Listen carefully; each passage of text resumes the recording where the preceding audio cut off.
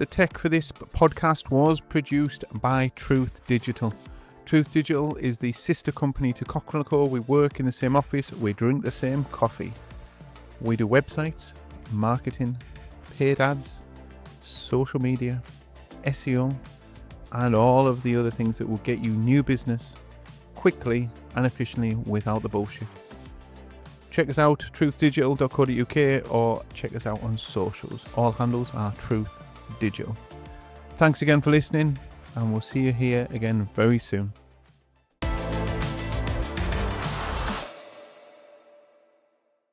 Welcome, Luke, to the UK Flooring Podcast. First question, who are you and what is important to you? So my name's Luke Crooks. I'm the Managing Director of Solent Wholesale Carpets. We're an independent carpet wholesaler, flooring wholesaler, based on the south coast of England, and we cover on our own transport most of the south coast of England. What's important to me is coming to work every day, working with people who enjoy their job, and not making friends, that's a weird thing to say, but like working with people that you like and having good relationships, because everybody has to go to work no matter what you do. And I think it's a big thing that you've got to enjoy what you do. And if someone told me at school, you know, oh, you're going to enjoy doing carpets, I would have told them crazy. And they called them crazy. And it always makes me laugh, because there's, when Oasis did one of their live tours, they're like, they opened their song, I don't know if anyone's heard it. It goes, where the fuck would we be without Wonderwall? It goes, probably selling carpets or some shit like that. And it makes me laugh every time, because I absolutely love selling carpet. So where did it originally start, Luke? When did you sell your first ever carpet? Better. It's probably a work experience when came to work. You know, when you go to school, you do work experience, and I did a few days in there, a few days in the office. And you get people calling up back then, and it was all feet and inches, and like, I want a nice, you know, Atrix Belly and all this. But we've always been, since I've started working here, we've always been wholesale. So all the inquiries that we get have been, you know, people know what they want most of the time already. But as obviously I've progressed through the business, and now we write specifications for some of our customers for new builds. And it's always nice when they come in with a budget for like, oh, I just want a cheap man-made twist. And then you end up writing a specification for, you know, a nice wall velvet for, you know, 10, 15 houses. And then 6 months later it comes off, which is always a nice feeling. So was it always wholesale, or what's the real backstory to Solent? Where did it, what about history? So you might be able to see behind me, it's not a video podcast, but in about 60 years ago, my grandpa was a rep up north for a carpet manufacturer. And he said to his wife, he said, I want to go down to the south coast. It's post World War II. There's a load of new housing being built, and one of the biggest housing estates that's been built. He said, I want to go and open a carpet shop, where I've seen the news, this big housing estate's being built. So he sold his house, bought a caravan, came down with my grandma, opened a carpet shop. Then he had he had about 5 or 6 carpet shops, and he had a business partner at the time. And my grandpa set up a wholesaler originally to supply all the carpet shops. And as the wholesale business grew, he said to his business partner, I think we need to close the shops and focus on wholesale. And his business partner said, no, I want to focus on the shops. So so he split with his business partner and continued to expand the wholesale business to where we are today.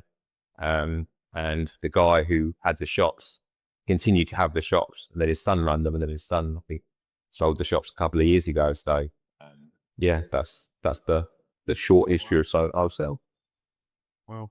And what is, like, now currently, what do you feel the biggest challenge running a wholesale business?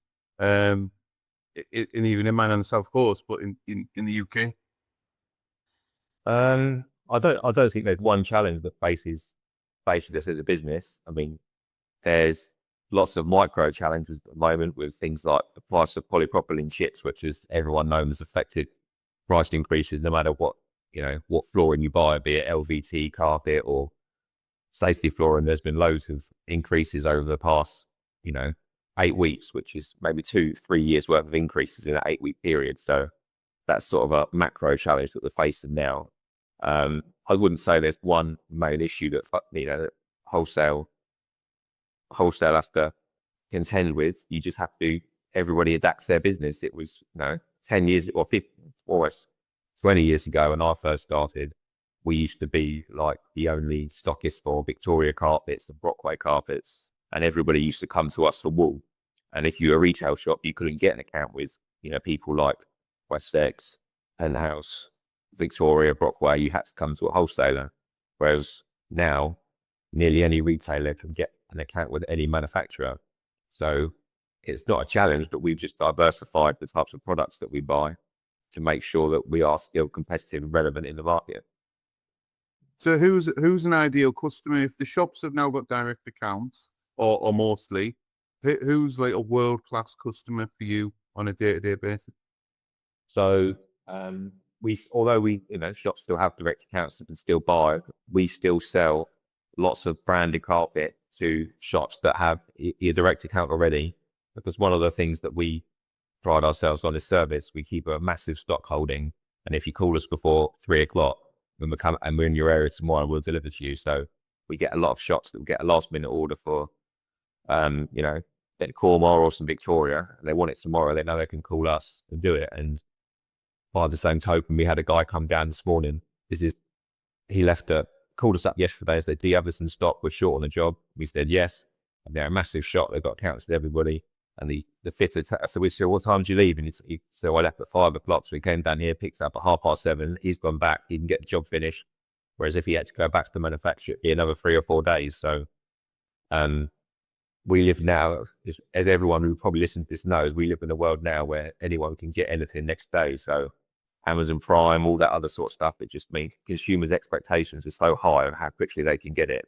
So if you've got a service level that can match that, a lot of the time price isn't as important as service. So although you asked about the ideal customer and why can't we do you not deal with shops anymore? We still have a very strong following from lots of retail outlets, but ultimately the ideal customer for us is someone that appreciates what we've got and what we do and how well we do it. So we've got some big contract customers that we may not be the cheapest on by 5 or 6%, but we always got it in stock. We always deliver to them. We never let them down. And so then, that 10, 15p a meter is worth everything, because they know that we're not, their business is solid. Their whole week's not going to fall apart. It's just everything's going to run smoothly. How operationally, and this isn't about blowing smoke, but some of my clients use you guys for their day-to-day stuff, and they always mention the service level. So this is not about, how have you done that with a team, and how have you got that consistent, or again, how would you advise someone else to do that? Because that seems to be, as you hit the nail on the head, the service level is high, but you might not be at every price, but that's just business. But how have you done that? So the long and short of it is that we just work really hard. So for instance, if we get, and we strive to always do everything really well. So for instance, like a customer, I get a lot of WhatsApp text from customers like, 7 o'clock at night. It's like, oh mate, look, I'm really in shit. I need a 4x4 to more of this. Can you do it? And it's like, yeah. So me and my brother are always in early. My brother's always in a lot earlier than me, and he'll just cut it that morning and make sure it's out. And we're a good customer that always supports us. We just do stuff like that. Whereas most people are, oh no, table doesn't open until 7:30. It's got to be the next day or whatever. But we're just like, no, we'll just get it down and we'll do it. It's a bit of an inconvenience sometimes, but that's what our job is at the end of the day. When you're a wholesaler, your job is service. So if you're not prepared to go out your way to help people, then it's probably not the right job for you. I think it's a really, really good answer. That's clients we work with in the retail sector, and the contractors really, as they look after the customer service experience first, and then look at your price second, not the other way. And I think it's even harder, I've not been in wholesale, but I think it is harder in wholesale because people want, in theory, the best price, but they do want a good service. And in retail, there's lots of high end, mid end, low end. So it's a really good point. I always say to people that at the end of the day, the price that you pay from us is only, is the percentage of the job. Because if you get a price from somebody else and you say a £5, or, quite often we are cheaper anyway. But say, for instance, if you come up to someone on price, they're like, oh, they're £5 cheaper. I say, well, they are £5 cheaper, but it doesn't turn up on time, or you get a fault with it, and then we have issues where sometimes we have customers with a fault and they're like, "Look, I'm in the middle of the job, I need this today," and we'll try and move heaven and earth to get a replacement out either that day or early the next day. Whereas a lot of people just be like 2 to 3 days, we get your replacement out, and then either me or my brother or my mum would go out on the cutting table and physically check it to make sure the replacement is good, as opposed to just picking a random piece and sending it out. Well, I mean, I suppose that makes a massive difference in compared to the bigger wholesalers that that maybe losing the touch of anything really. Like, no, it's a real family service. It's economies of scale, isn't it? So if we were 10 times the size, we wouldn't be able to have that same level of service. It just wouldn't work. So we have our niche effectively that we operate in, and we've done it for almost 60 years. So it takes a long time to learn what to do, what not to do, how to tie stuff effectively, because it's easy to think that, oh yeah, we'll just be the cheapest and we'll get all these orders, but it doesn't work like that anymore. People just don't want to buy on price. And what do you absolutely despise about being the MD? Oh, it's just how it's talking about it. There's nothing I despise about it, and it just makes me laugh every day. I mean, the only thing I would despise, and this is a bit crude, but someone the other day walks in, and my brother walks in and goes, "Someone's blocked the toilet and it's bad." It's like, right, okay. And he's like, "Well, you're the MD, you can sort it out." I was like, "Excellent, cheers, mate." It's just stuff like that, but it generally doesn't bother me. I think I take everything on as it comes, and when you deal with lots of different people, lots of different types of customers, you have to just take everything as it comes, and you can't get wound up, you can't get frustrated. You just gotta take each thing as it comes and get on with it. And if you can approach what you do like that, then you never get flustered. You just sort of carry on and just. If you decided to set up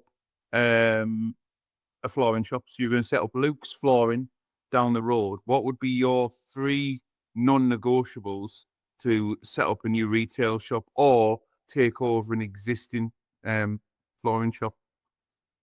So the first non-negotiable would be location, and I would say that you had to have a reasonable amount of organic traffic. And what I mean by that is either people driving past or people walking past, because if you are in the middle of nowhere, or it's a destination shop, no one's going to see you, no one's going to come around. And if you're doing any direct advertising, or you can't take advantage of all those potential customers coming past every day, then I think personally that you're missing a trick, because the prices in one area, for instance, won't be that much different, and if it's an extra £100 a month to potentially have 2,000-3,000 people going past your shop every week, that's a massive opportunity. Yeah. And what would be the other 2? The other 2 non-negotiables would be, first of all, the person running the shop. I see a lot of times when we are called into shops, or they're speaking to people, that the person who's in charge of the shop on a day-to-day basis, even if they're covering it, may not completely understand flooring or may not have the right knowledge. So you just know that if someone's calling up trying to place an order and they don't really know what they're trying to order, you've got to think, if a customer comes into the shop, they've come into a shop because they want advice. They've come in because they don't just want to look at something on the internet. They want to go and feel it, they want to see it, and they want some advice from the proprietor of the shop. And I think if you've gone to the extent of opening the shop and you haven't got somebody in there that can answer all the customers' questions, then you potentially missed a trick, and you're not wasting, but you're missing all these opportunities. Whereas you've got to be able to, you've got to have that knowledge. And then the third thing I'd say that follows on from that is you've got to be able to sell. So no matter what you're selling, I think a lot of these people in the shops, they've got great knowledge of flooring, but their sales skills may not be, up to par. And it's not saying you've got to be a cheesy car salesman or anything like that, but you've got to know what people's budgets are, what people's expectations are, how quick should they want it done, what can you sell them, do you think you're wasting your time? And just knowing how to sell is a massive thing, and it's not a skill that comes naturally to everybody. And I would say it's probably more important to be able to do that than it is to have the flooring knowledge, because you need to be able to convert that person that's walked through the door. You've got them there. There's a 50% chance, I'd say, they're going to leave with paying you a deposit on the spot. If you can have someone that walks through the door, you talk them into a nice flooring product, you pre-books their fitted slot, and you can take a deposit from there and there, you know that then that order's secured, even if you've got to fine tune some bits later on.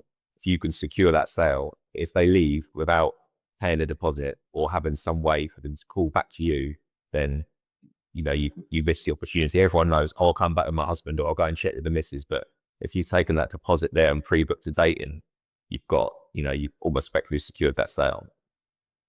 Oh, I would 1,000,000% agree with this. So obviously I've been doing sales training and retailer training for 5-6 years now. And again, certainly don't know it all. But over the last 6 months, I've been doing a significant build project at home. So we've had to visit retail outlets like fireplaces and all this type of thing. And it's absolutely, even though I've known what the problems are, but seeing them firsthand has blown my mind. Like I went into a flooring shop in like to look at doors actually at the weekend, and just walked into this flooring retail. Luckily, they didn't know who I was.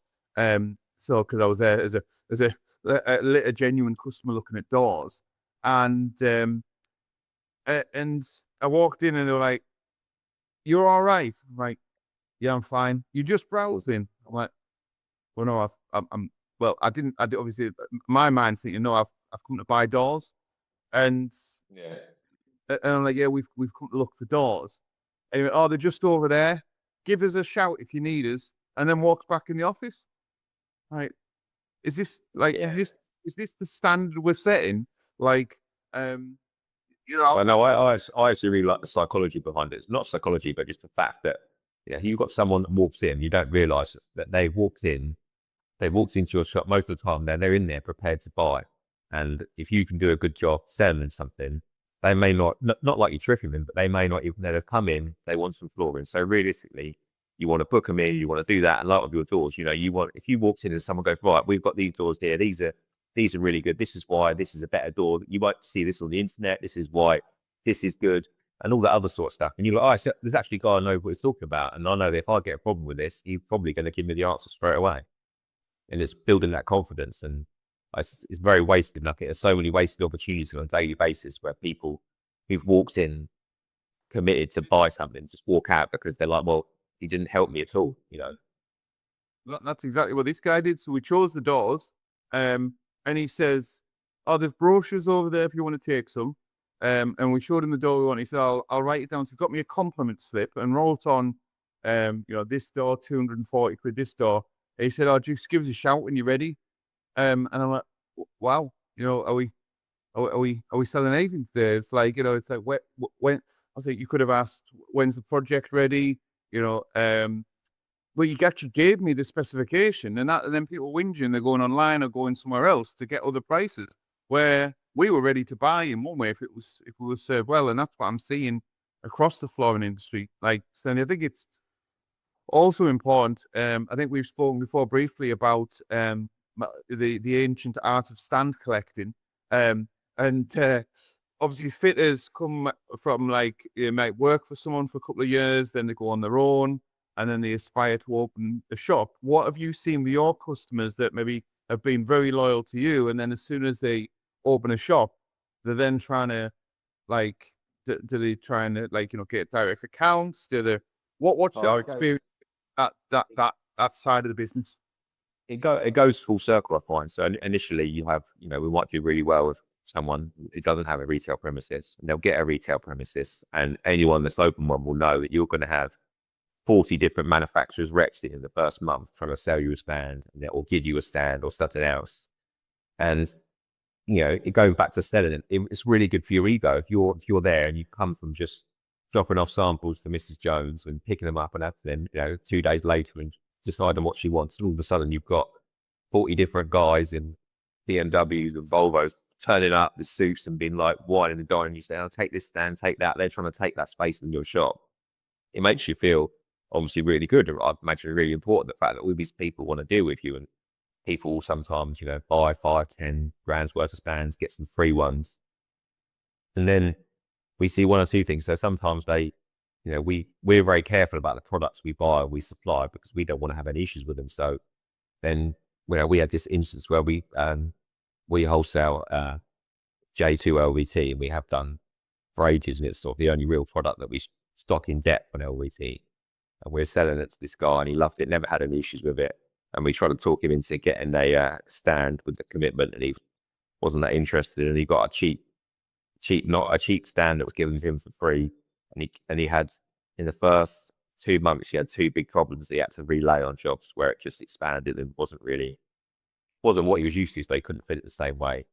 And then he ended up coming back full circle and getting some stands. And some people, they open a store, we never see him again. But a lot of the time, it comes full circle because when you deal with a manufacturer, you use the next day delivery from us, and then it goes to 5 days delivery, or it's got to be curbside on a pallet. The driver's not taking it inside, and all this other sort of stuff. But it's just the way the world works. We quite often still maintain all the underlaying screed and other suppliers to the retailers, but then we find some of our best retail accounts are the really, really big ones because they know what they want.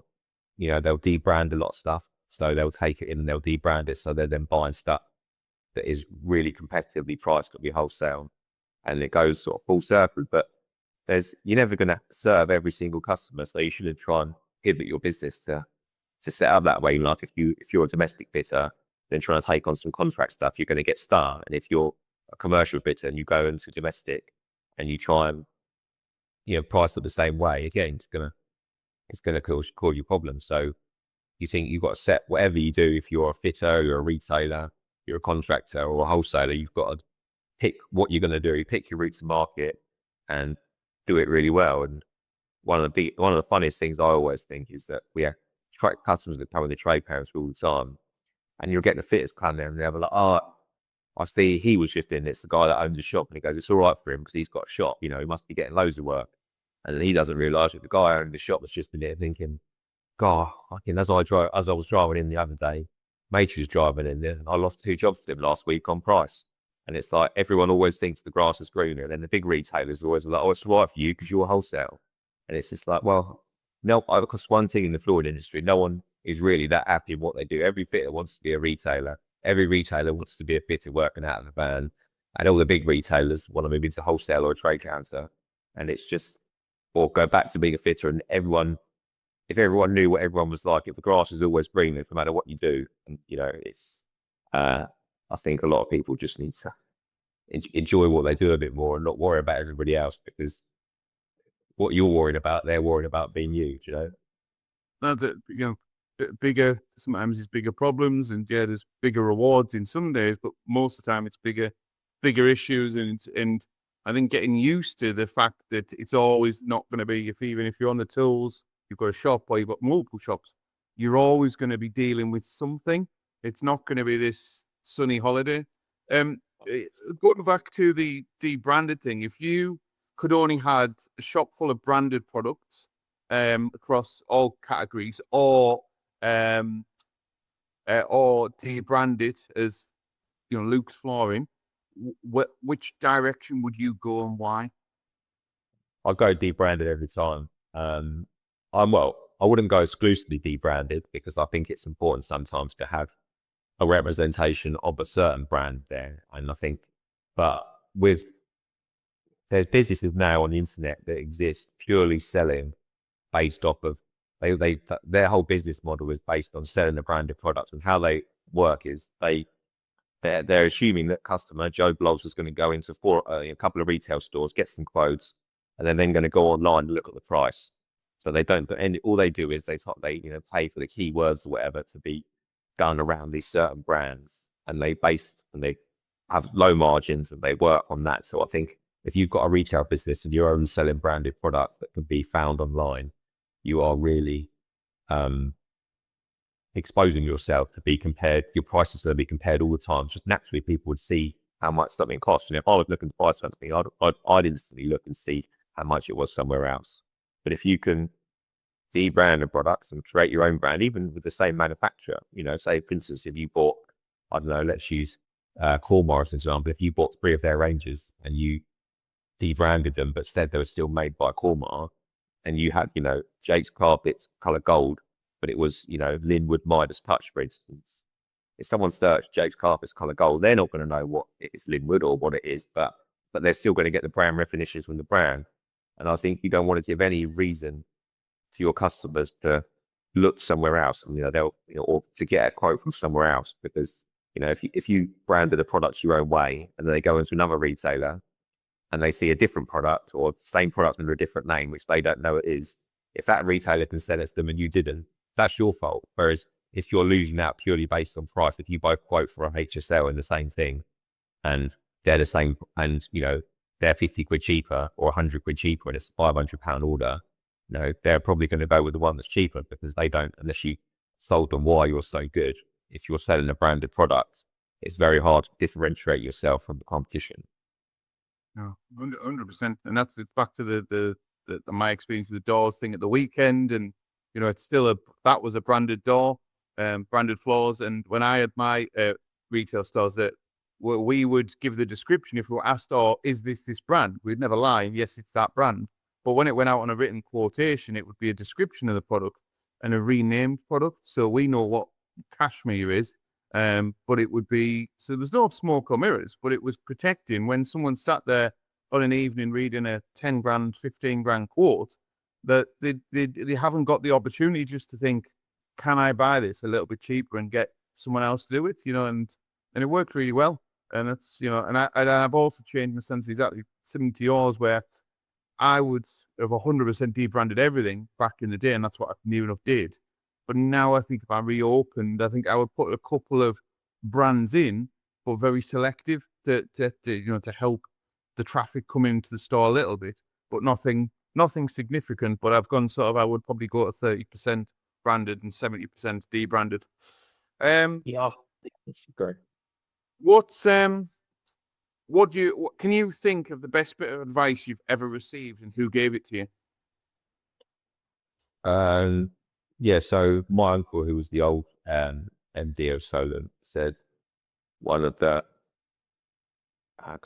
he said one of the cheapest things, the cheapest or best value things you can do is pay for good advice. So, for instance, we sometimes have a few legal issues we have to deal with, or to take some advice, be it from an accountant or from the rates or something else, and we always, or insurance, and we use good people that aren't always the cheapest, but in the long run, it tends to save you money. So, getting good advice, or, paying for, and in fact, the same comes down to, flooring. If you go for a quote and someone's giving you a quote for £90 a meter and someone's giving you a quote for £50 a meter, the £90 a meter quote, might often include damp-proof membranes, preparing everything properly, grinding the subfloor, stuff that the £50 one isn't. So you could spend £50 a meter and then £90 a meter a year later because it's failed, or you can pay £90 a meter now. So although some things seem expensive, paying for good advice or good service is actually cheaper in the long run. Yeah. Strangely, my granddad said that. My granddad said, you spend your money on your bed, your shoes, your accountant, and your solicitor. Yeah. He didn't spend on anything else, but that's, bed, shoes, accountant, and solicitor. So that was the greatest ones for my granddad. If I gave you 10 grand now, and you had to spend it by 5 o'clock, what are you spending it on? And it's got to be all gone. And why? 10 grand by 5 o'clock and it's all gone. Yeah. The personal, like with business, it's up to you, but it's got to be spent. Yeah, but it's just got to be spent. I'd buy some plastics and wrap the machine up because it's going up constantly, and 10 grand's only about 3 pallets. But if it was personally, I'd probably take the kids to Disneyland because they're just of that age now. But yeah, if we probably go to Disney, book it straight away, make their weekend. Lovely. Love that. So be Disneyland, not World. So Paris, not Florida. I was see you probably need a bit more to go to Florida. I think it's. I wouldn't even know, mate. To I haven't even looked at it, but I feel sorry for them. The first thing I said is plastic. Well, I would probably more recommend World. But yeah, you're certainly Paris. You're looking at like £6 for a can of Coke and stuff. So it's. Oh, it's just everything now, isn't it? And I mean, I think but consumers are sort of conditioned to spending that things costing more. But I think people are still stuck in the past when it comes to flooring, because they still expect, they still want what $4.99 carpet you got and everything else. And it's like, well, $4.99 carpet 10 years ago, you might have had something half decent, but $4.99 carpet now is, it's a $4.99 carpet. It's nowhere near the same, but people have got these price points in their head. No, and again, the same thing I'm finding on a personal level is the flooring's one of the last things on a job. So people have these aspirations of how they want things to look, and costs are important, but I still will battle that customer service is more important, because it's, as you said, it converts sales, and people come back and keep coming back, and bad service is very memorable. What is the proudest moment in your career so far? Proudest moment in my career. I don't really know. I never thought about it for us before. I mean, I've had some when COVID happened, or when lockdown happened, we as a business, it was like the end of March, and what we did was we paid all of our suppliers straight away in your morning. A lot of people did expect that we were all shut down. We paid all our suppliers, and me, my brother, and my mum kept working, and everyone else was furloughed back effectively. And we had a few small contracts with a couple of fitters that were doing voids for local councils. And they would, so they had all these homeless people they wanted to get into housing, and they were buying, all just cheap clearance stuff, just like have a floor covering down so they could put these people in housing.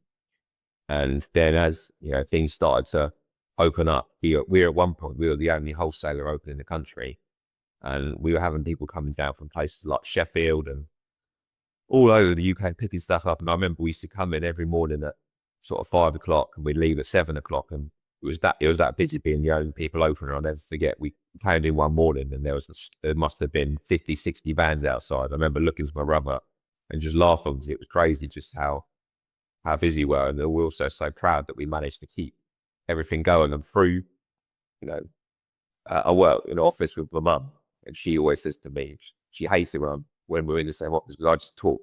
She doesn't talk bullshit all day, but I'm just talking to people. Relationships I think are really key in business, and I managed to make a lot of people were shut down. And then I know some friends of mine that got a transport company, and I called him up and said, "Look, would you drive around the country and pick all this different stuff up for me?"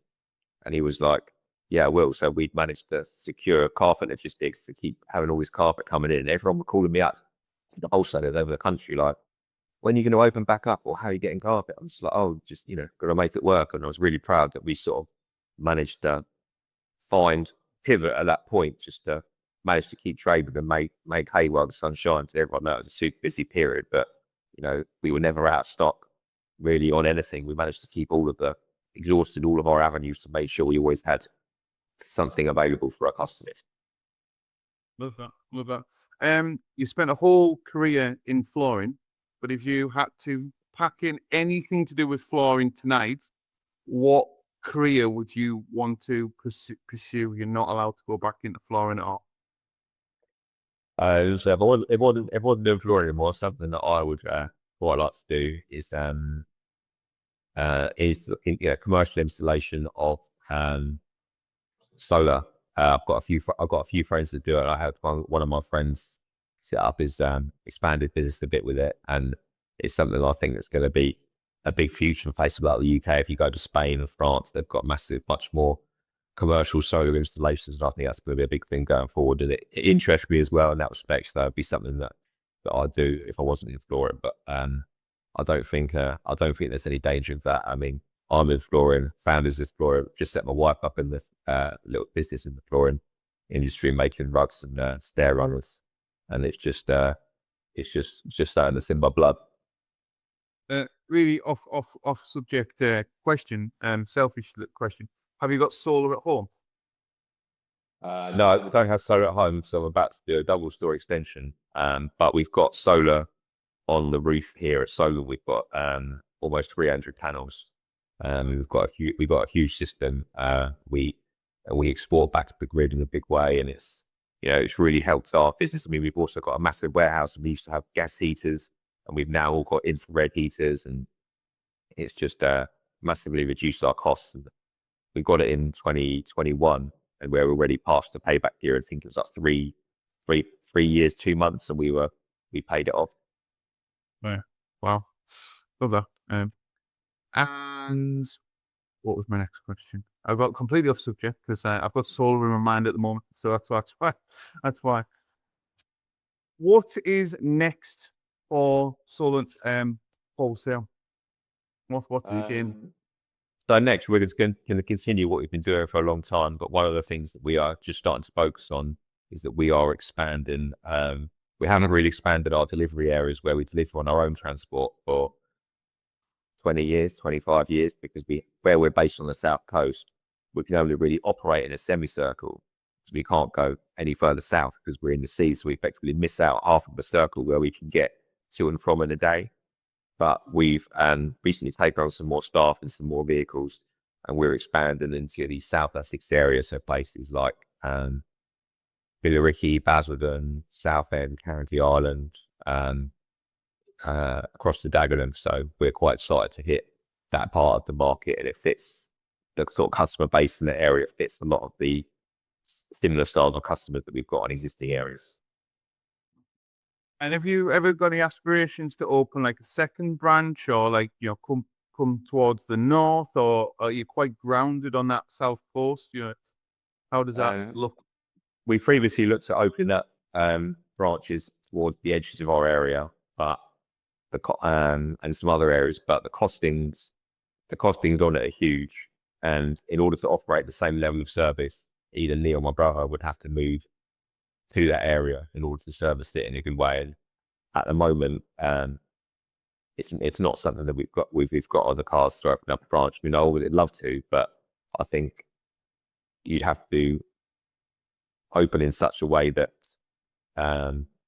it would just be too much of a challenge for us at the moment, and I wouldn't want to suffer the service losses that we've got. And it's also about like we're very happy with what we do and where we are in the market. And if you try grow too big too quickly, or too big when you're not ready, it can cause you more problems. We'd hate to impact the loyal customers that supported us for so long and the new customers that we do get. So I think we do a bit of a national service via a courier, which we do quite well with. And I think if we were to expand it more, we'd have more of a focus on that. But for the time being, we've got a big area in Essex that we can focus on, and hopefully get a lot of new customers from. What flooring is currently fitted to your home, and was it a clearance item, or did you and your wife choose it? So the majority, this is going to sound awful, but the majority of my home is natural stone. We did a big renovation, and we dug down all the old floor and put in all new insulation, new screed. I've laid natural stone in a lot of it. So we don't have mains gas where we are, so we had to have a heat pump. And also, I think when you sell something like LBT or vinyl every day, it's nice to come home and look at something different. There's loads of great products, and I don't know if I could, choose between what we had, but with our lifestyle, and I've always liked that look of natural stone, and having something that's not what I see every day is also quite nice. And it wasn't a clearance item, and my wife chose it.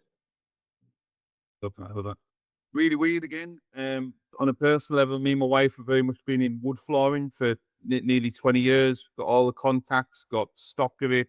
I've kept stuff to one side ready for renovation. I've had it for years. And the ground floor of our new house is stone, which we've never had stone ever. And we've got like an item that would actually go down, but Sarah's like completely thinking, she's got this picture, that's the kitchen she wants, that's the stone. The stone carries on out onto the patio exactly like the grout line identical. And it just doesn't feel right. It doesn't feel like coming from like a different industry to think, well, now we're gonna have to pay a tiler and a patio guy. It's weird. One of our customers is a really good LVT installer. He does stone as well, and he actually installed all of mine And in my hallway, we've got, like black and white Italian marble laid on diagonal with a nice border, and then a few other really smart features with it. And so he laid all that. So it was laid by, a floor layer. It wasn't laid by Tyler. Tyler is about 10-20% of what he does, but he's so particular with where he's come from a design world, LVT design, where everything's got to be bang on.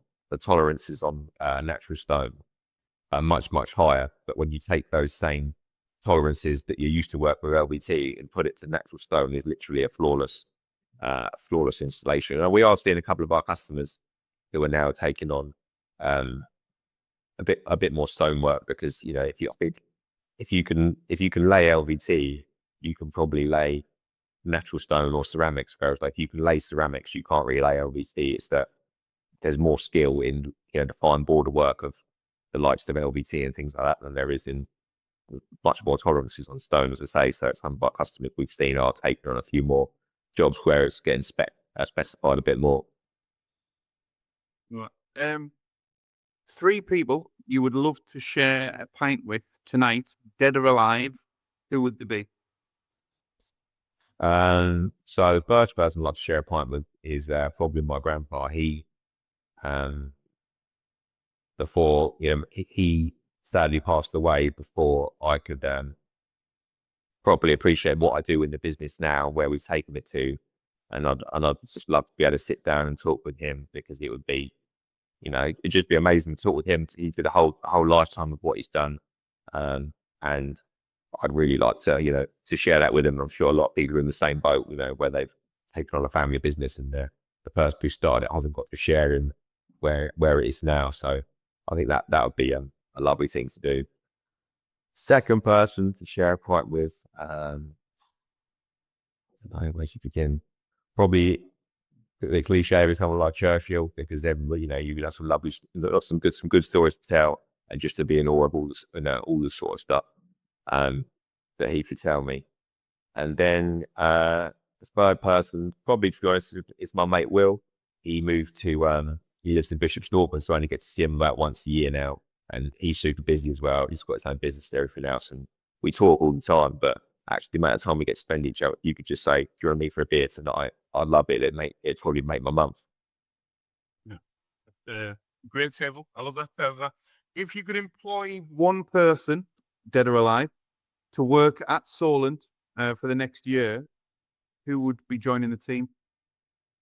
So if I could employ one person, it'd probably be, Jordan Belfort from the Wolf of Wall Street, the original guy. I used to do podcasts occasionally, and I think he'd the sales skills he'd bring would just transform the business. I'd love to have someone like that. Someone with that sort of energy on the sales team would just be really good. And the final question, which is a big one: what currently holds you back mentally and emotionally, or in business? A deep question. Yeah, what holds you back?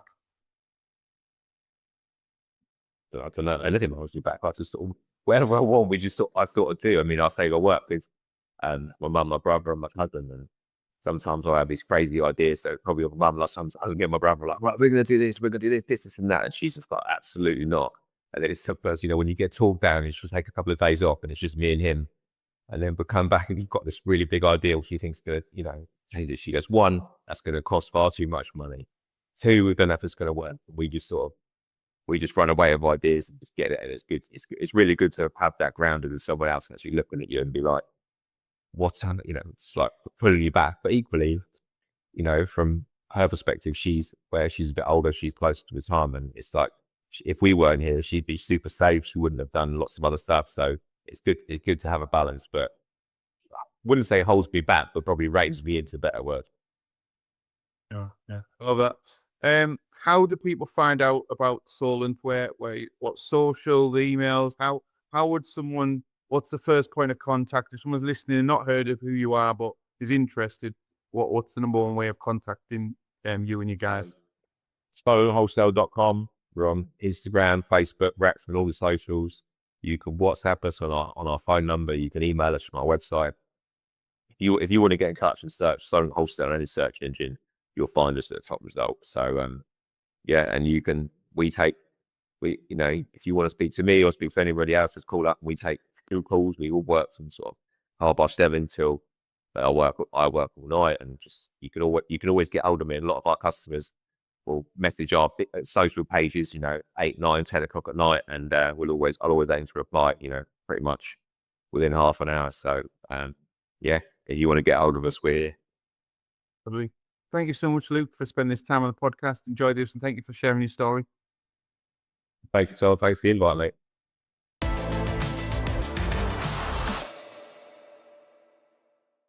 The sponsor for this show is us. Is Cockrell & Co. What do Cockrell & Co. do? Well, we help flooring shops, retailers, contractors, wholesalers, and anyone connected to the flooring industry spend more time doing productive things, putting systems and processes in place, making more bottom line profit, and running their business much more efficiently than they ever thought was possible. We run training courses, we have a community of nearly 100 people, and this podcast too. So if you want to know more about what we do, the best place to find us is either on socials, Cockrell & Co, or the website, which is cockrellandco.co.uk. We'd love to speak to you about how your business is going, what your plans are, and how you would love to grow and mature that over time. There is no cost to have a conversation with us on Zoom or on the telephone. We now have a fantastic senior leadership team who can help you with 99.9% problems, and if we can't help you, we will find someone that can. So no matter what flooring business you've got, what help you would need, you just need to ask. That is all. So without the corporate waffle, without the bloke in the shiny suit, but someone that wants to make more money and spend time doing things that you love, we would love to hear from you. Again, visit cockrellandco.co.uk and send us a message, or find us on LinkedIn, TikTok, Facebook, and Instagram.